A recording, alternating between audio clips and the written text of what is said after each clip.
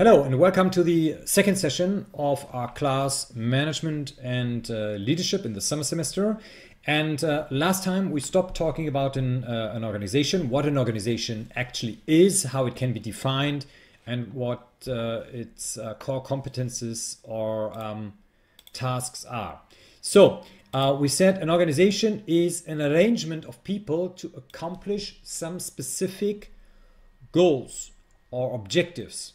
And every organization, whether it's an enterprise that is for profit or is a non-profit organization or an organization such as the United Nations or the UNESCO, they have a distinct purpose. So they have a reason for being, for existence. And every organization, again, whether it's profit or non-profit, doesn't make any, or an NGO, doesn't make any difference, is comprised of people. And they need to develop a certain kind of structure, a certain kind of hierarchy, and a certain kind of definition as what are the responsibilities of the different kind of people that work for the organization. Today's world, and this is again what we are experiencing quite heavily during Corona times, organizations have adopted flexible work arrangements. So this is, for example, what enables us nowadays to have video conferences, to have this kind of virtual working. When I was young and I was working at the that was the company I first started to work for, was the 𝗪𝗲𝗱𝗃𝗃𝗁𝗍. It was a mineral oil company in Germany, and I was driving into the office every morning and leaving in the evening. And then finally, the mother company, 𝗪𝗲𝗰, decided to sell or to give it into a joint venture with Shell. And this is how I ended up working for Shell International Petroleum Company Limited. And then when we merged with Shell, it was a completely different kind of work setup and arrangement. And I remember that I was once asking a colleague, oh, where's Peter? I haven't seen Peter today. And then the colleague told me, oh, Peter's working from home. And I said, what is that? What is working from home, right? Because I was not used to that. Every time I was going to the office, I was checking in when is the time I'm arriving. And in the evening, I was leaving the office. So I was checking out basically like in a hotel. And with Shell, I first experienced this work from home. So it was quite common that we had to work one day already more than 10 years ago, 15 years ago. We were working from home and we had the option to work with a laptop or a webcam. So companies nowadays have adapted to those flexible work arrangements. And this is also what is, I don't know, somehow keeping the economy alive, keeping the economy running, at least to some extent. We have open communications, and we should have. This is not what we usually have at all organizations, because that is a bit too optimistic, but we should have a greater responsiveness to change. At least this is what we need to have. Enterprises need to encompass that. And we talked about that last time. You remember in which world we were, and we said we are living in a VUCA world. We are living in a VUCA world, which means we're living in a world which is determined by this acronym, which was coined by the US military forces. And I think I talked about that. The V stands for volatility. The U stands for uncertainty. The C stands for complexity. And the A in the end stands for ambiguity. So we are living in this VUCA world. So we need to change more quickly than ever before. And in particular, during those days of crisis, with respect to Corona, we see that actually a lot of companies, they adopted very well to a changing environment. For example, a restaurant near my hometown here. So a lot of restaurants, majority closed, but some restaurants, they started having delivery services, and they're having different kind of menus during noontime. So they're distributing that via email and put it on the website. So every day you have a different kind of very inexpensive meal. So a normal meal is just €5. It's just €5. Normally they don't do that, but they changed, and they even have delivery service, although it's not 𝗵𝗵𝗱𝗲𝗍 or something like that. So it's a normal restaurant. So we have this kind of changes. And yeah, this is what we should have in the organizations as well, this greater responsiveness to change. So today's organizations, what are they like, or what should they be like? So I can also use this one here. There's probably that is a bit better. Organizations in the past, they were more stable. They were less flexible, because once they have been successful in pursuing a certain kind of strategy, they stick to it. This is also the problem that organizations sometimes have. If they are successful doing something in a specific kind of way, they stick to it. Also, because of success, they become complacent. They are less agile. There's a nice quote from the former NHL superstar Wayne Gretzky. And he was once interviewed what made him such a great player. And he said, it's a very nice quote, you can check it out. And he said, "I don't skate where the puck is, but I skate where the puck is going to be." And that is also what companies need to do. They should not just react to a changing business environment. Better is to anticipate that and develop strategies and operations and actions to stay ahead of the competition. And this is what you only can do if you're really a dynamic company, a dynamic corporation, which is more focused on flexibility, right? Another thing I would like to point out, I don't know whether we can use here certain kind of highlighters. What is very important in today's world, this one here.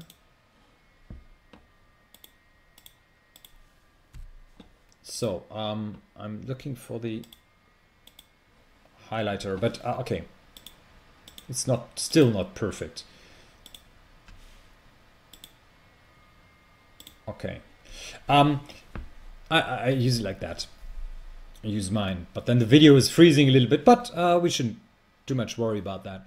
In the past, we have more individual-oriented jobs, and today we are more team-oriented. We should be more team-oriented. And what is in particular also the case, like I was mentioning, that this flexible work arrangements. In the past, we had these work days defined as 9 to 5 jobs, but now we have work days with no time boundaries, because you can work from everywhere in the world, basically. At least you can do a lot of stuff working from home. Okay. So, here I have the pointer again. Okay. Going to the next, going further. I quickly erase that.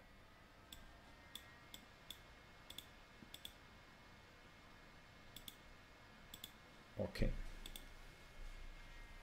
Oh, it sticks on the slide. That's strange. So I quickly want to erase that thing here, but I'm a little bit unable to do that.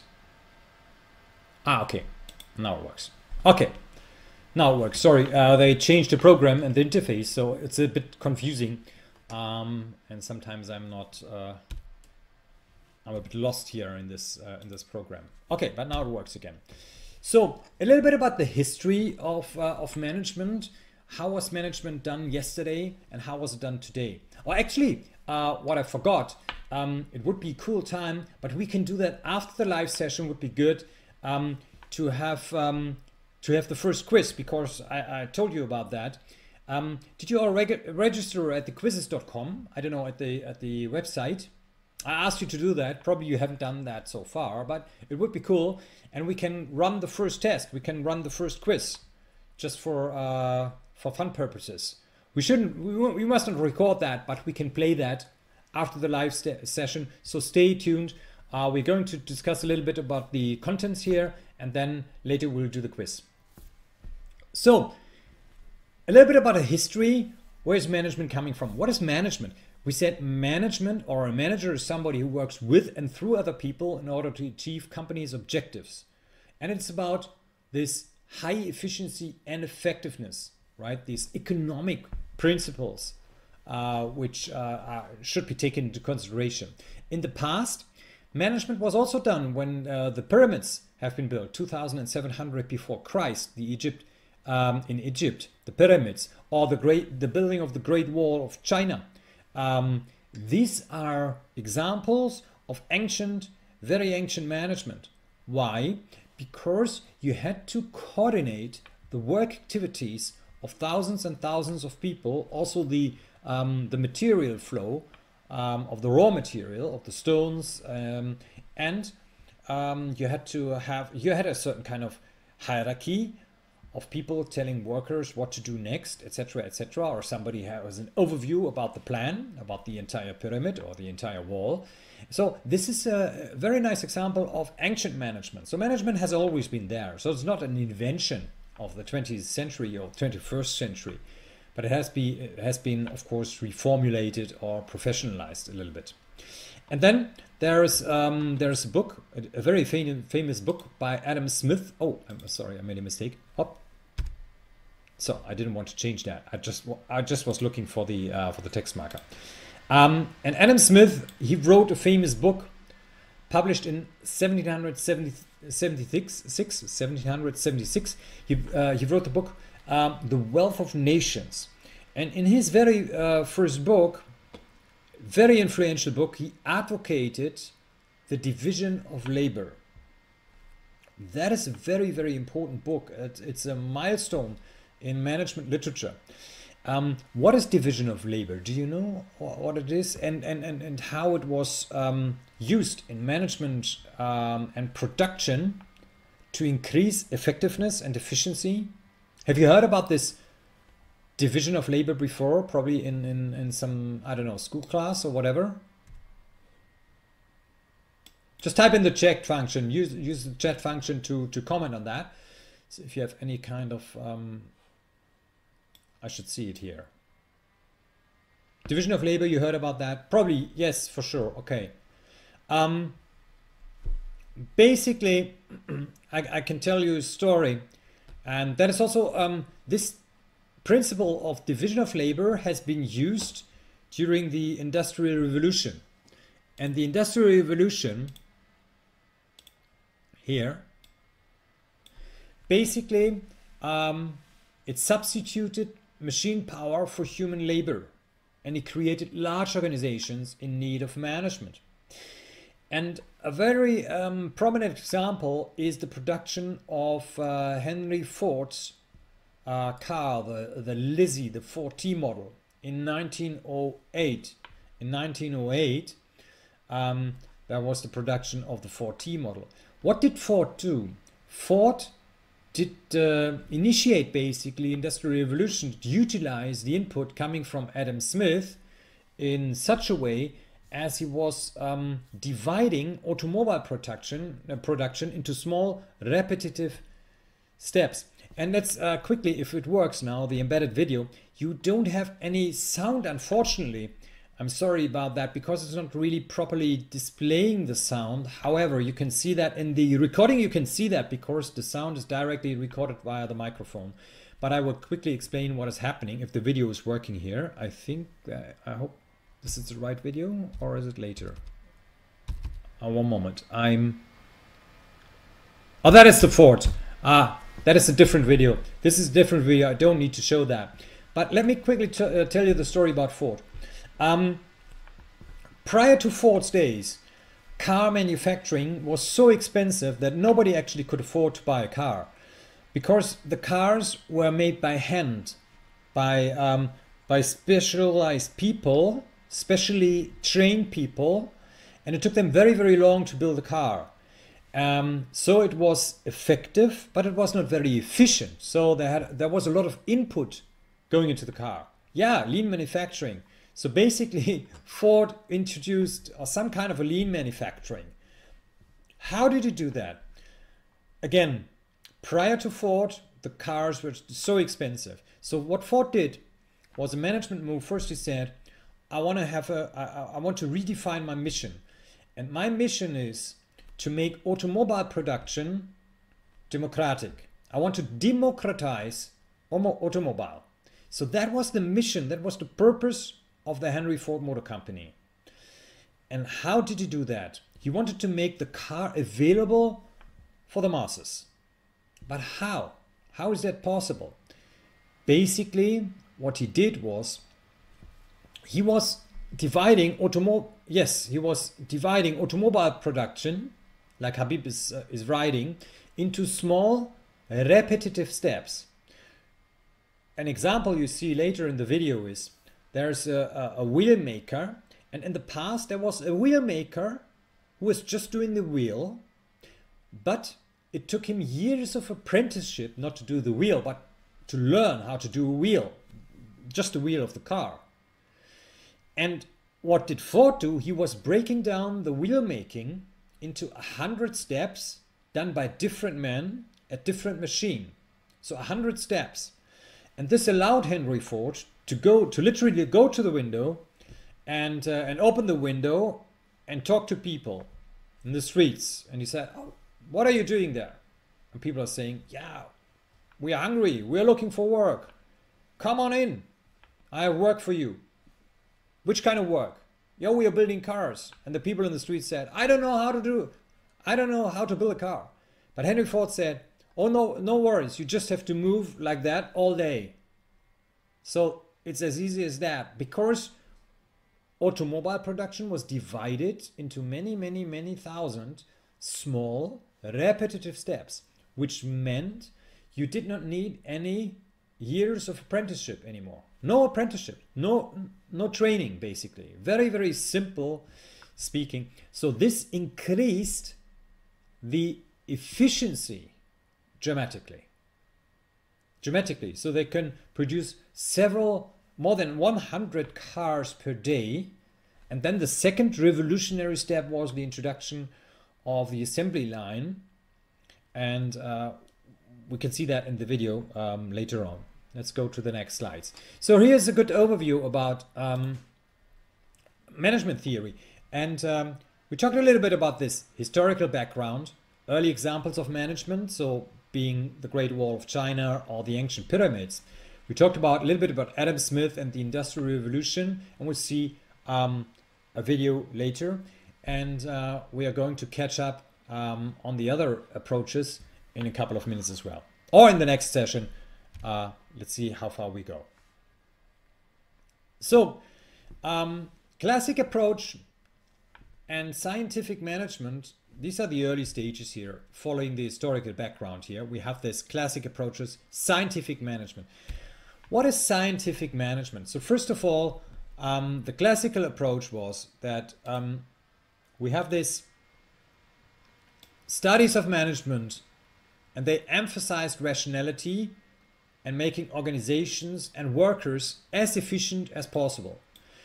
So this was just a claim that the researchers or the scientists, they were just calling for these efficiency and effectiveness principle, which we discussed before. And then Frederick Winslow Taylor came along, and he was carefully reading the book Wealth of Nations, 1776, by Adam Smith, and he was basing on this books. He was founding his scientific management principle, scientific management, and he published the principles of scientific management in 1911. So in the midst of Henry Ford's glorious time, and it ran like that. So he said we should use scientific methods to define one best way for a job to be done. Meaning every job is looked at and it's carefully described what the job involves. So today's world, we call that a job description. Everybody knows what a job description is. But during those days, it was completely new because they were really literally writing down what every job was about. And also which kind, if it is in production, which kind of movement it actually did involve. And he said, and that was very modern. That was very modern though during those days. Putting the right person on the job with the correct tools and equipment. So if you have this one best way of doing a job description, a sophisticated one, you can also look for the qualifications of people and look for a match. This is actually what we are doing in today's world, in modern HR, in modern human resource management, that we look for the qualification profile of individuals, of applicants, and we compare that with the job description and job profile. So whether there is a fit, a good fit, a fluent fit between the qualification and the job description. And he said it is very useful to have a standardized method for every job. Because if you have a description for some kind of production head or for some people working in the production, a standard description of the job, you know what to look for when it comes to people, when it comes to applicants, right? And the better you standardize the job, the more efficient production will become. And he also claimed that it would be useful to provide incentives, economic incentives to the workers. So if they are able to produce more pieces, more units, they're getting a bonus. Now let's look at the video and I describe what is basically what is happening here. So that is a very cool example, a very, very good example. And yes, Hanura, every manager should always be involved or should always think about how can I come out with new kind of innovative techniques, about new ways of doing things, because otherwise you always stick to the old habits and you have a problem like companies in the past had. Look at the example of Nokia, look at the example of BlackBerry. Another fine example is coming from the digital photography. Everybody knows Kodak and everybody knows Fuji. And Kodak, although they also invented basically digital photography, they were too much sticking to the old paradigm, to the old business model, and they failed to look for these new kind of innovative consumption behaviors and techniques and technologies, that they literally died. They died. And what happened to Fujifilm? If you Google that, if you check it out, do a fact check later, Fuji is still there. Kodak was the world market leader. Kodak died, but Fuji survived, because what Fuji did was Fuji reinvented themselves, and they are now one of the leading companies also when it comes to medical imagery. So you always have to think about, and I think that is one of the most critical aspects of management, what a good top manager needs to encompass, whether it's female or male one, doesn't make any difference. But we talked about that when you remember this 𝗪𝗃 approach, right? This approach from 𝗪𝗃 and the skills approach, when it is about roles and also about different kind of skills.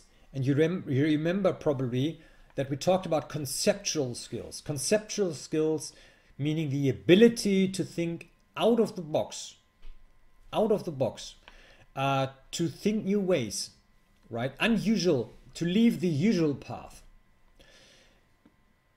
What was that the manager's fault or the management's fault or the marketing fault? Basically, literally management, like say, it depends on the management.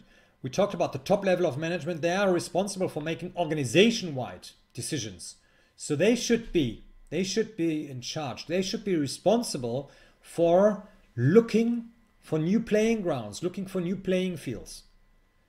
So that is their mistake, actually. And if you look at a lot of interesting examples coming from the past, companies and also top management often fails to adapt to VUCA world. I'll give you another example. Another example is coming from the streaming business.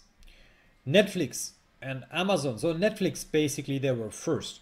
And Amazon was following, and now all the others are following as well, right? You hear about Disney, you heard about Apple, also stepping into this kind of business. Now, when Netflix came along, the world leader, or at least let's look at the American market to make it more easy, the leader there for watching videos at home, watching movies at home, was Blockbuster Video. It was a big chain in the US. It was very powerful. It was by far the market leader.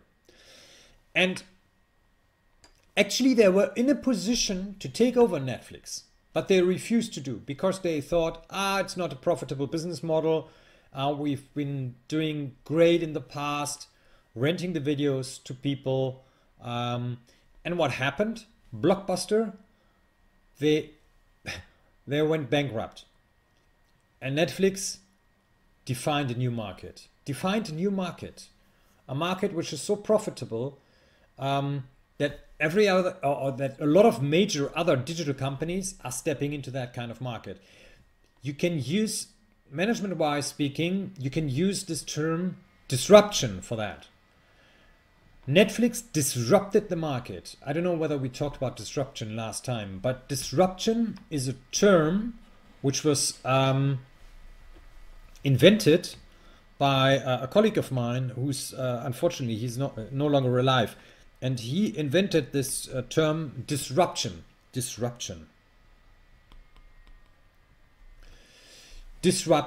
And disruption means that a formerly successful business model is becoming obsolete overnight because a new market entrant is redefining, is coming out with a new kind of idea, a new kind of business model, a new kind of product, a new kind of service that is challenging the traditional business models. So Netflix is a very good example, because they reinvented, they redefined, they changed an entire market. They defined a new kind of market. Another company who did so was Uber. Uber is the biggest logistics company on the planet. It's the biggest logistics company on the planet, not owning a single truck. Another example is Airbnb. Nobody is selling or is marketing more accommodations around the world than Airbnb. However, they don't own a single hotel. So they disrupted the market for accommodation. So these are examples for disruption. Disruption, like I said, was coined by Professor Dr.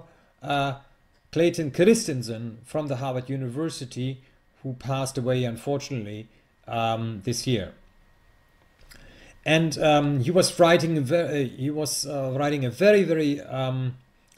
has written actually a very successful book, which is called The Innovator's Dilemma. And in this book, he was writing about these kind of circumstances I was trying to outline.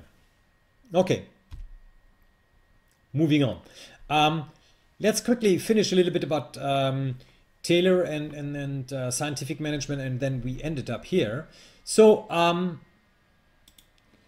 Taylor's principles, 5 principles of management, he said, we have to develop a science for every kind of element. A science for every kind of element of an individual's work. So it shouldn't be the rule of thumb method, which is doing like that. So we have a standardized way of doing things, and then we scientifically select, train, teach, and develop workers.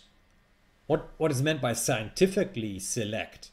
Scientifically, Taylor meant that if you have a standardized way of doing a job, which is laid down, which is described in this job description, it wasn't called like job description then, but it was something like job description, you can really scientifically select the best appropriate applicants to fit the job, to do the job.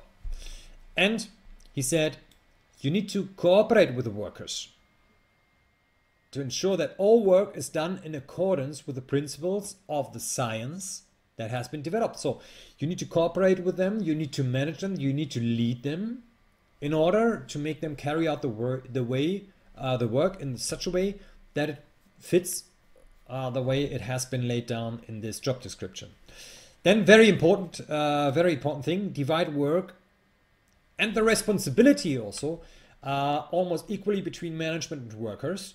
It was a day when there was a strong focus on production, though, so of course you need a lot of those workers and you need the motivation of those kind of workers to carry out production.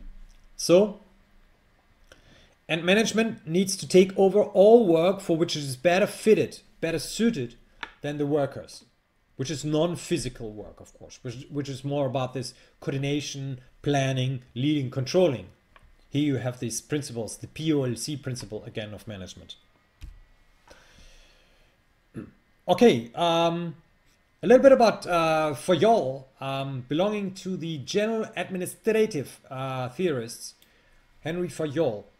The general administrative theory was an approach of management that focuses on describing what managers do and what constitutes good management practice. So it was something like a sort of white book, which lays down what is essential in management.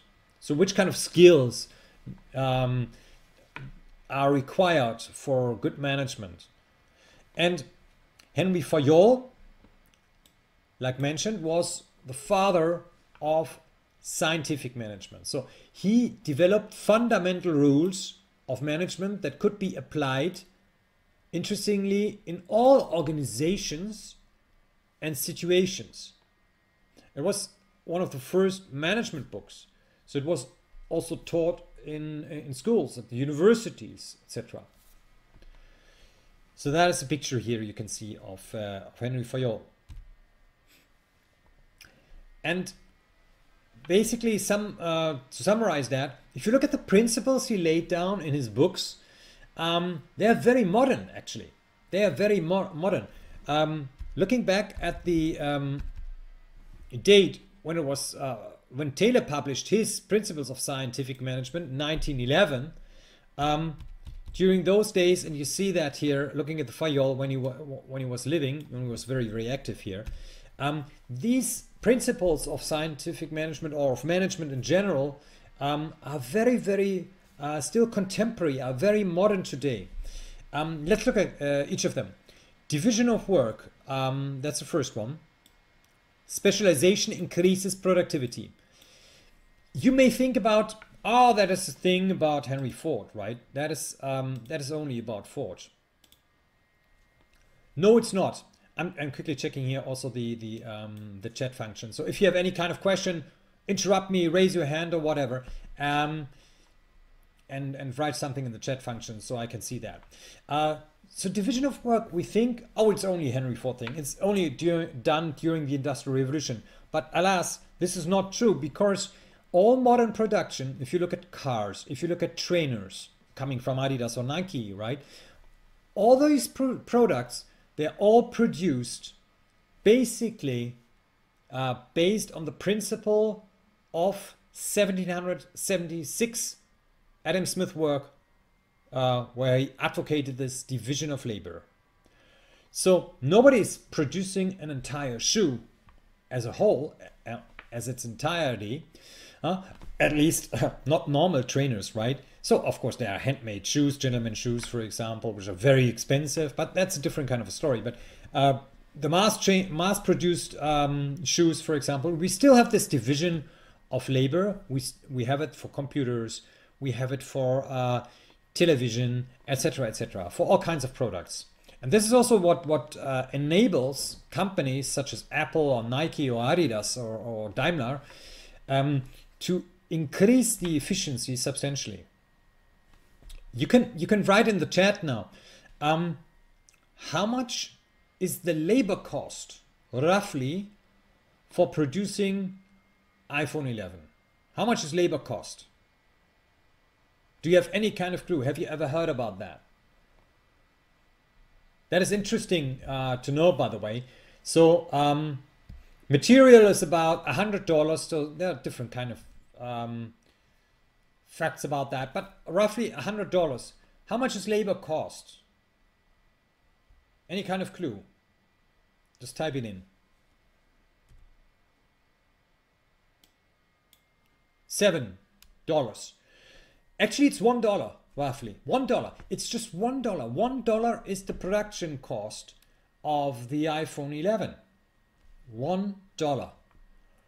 So, and if you add the material, roughly the production is $101, $102, something around that. So it's yeah, it's very little cost here. Of course, research is expensive. I agree to that. That is the reason why a lot of product launches are very expensive. Then authority. Authority enables managers. Of course, managers should be equipped with authority. Discipline. Employees should follow the rules. Okay, that is not so new now, but when it was laid down first, it was quite revolutionary. Then unit of command. Every employee should receive orders from only one superior in order to have very little problems when it comes to chain of command, when it comes to communication. Unit of direction. The organization should have a single plan to follow, which means you should have a clear vision where you want to go. That is very modern. Still today we have that. That is constituted, for example, in the mission of the corporation. For example, Google's mission is to make all the world's information universally accessible in every language. That is the mission of Google. Subordination of individual interests to the general interests. So what counts in the end is the organization as a whole. It should be fair pay, okay.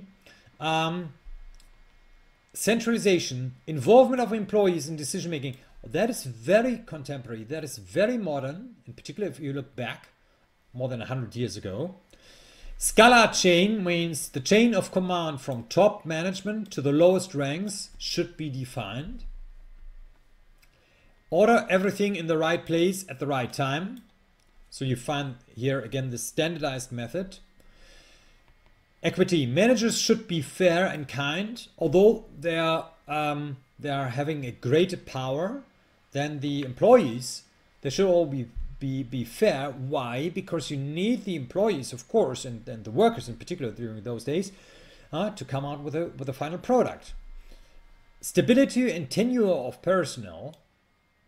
There should be less fluctuations because once people have been trained and developed, yeah, Scalar chain. I can see somebody is popping up here. Yes. Scalar chain, yeah. Now, initiative. Employees should be allowed and enabled to originate and carry out plans. That is very revolutionary. That is very revolutionary. Even in today's world, this is still contemporary. This is still modern. What modern management is about. Involvement of employees in the decision-making processes. So it shouldn't be just what is in there. It shouldn't be just top down. It should also be bottom up. So that is what we call we have this communication in both directions. And what is also probably the most revolutionary thing here, Esprit De Corps. Esprit De Corps means you have to promote the team spirit.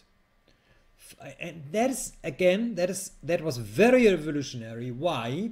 Because in the past, scientific management, it was very much about hard facts. It was very much about increasing productivity. So it was about machines and the productivity of people. But Fayol said it is of paramount importance that 11 managers should be fair and kind, and also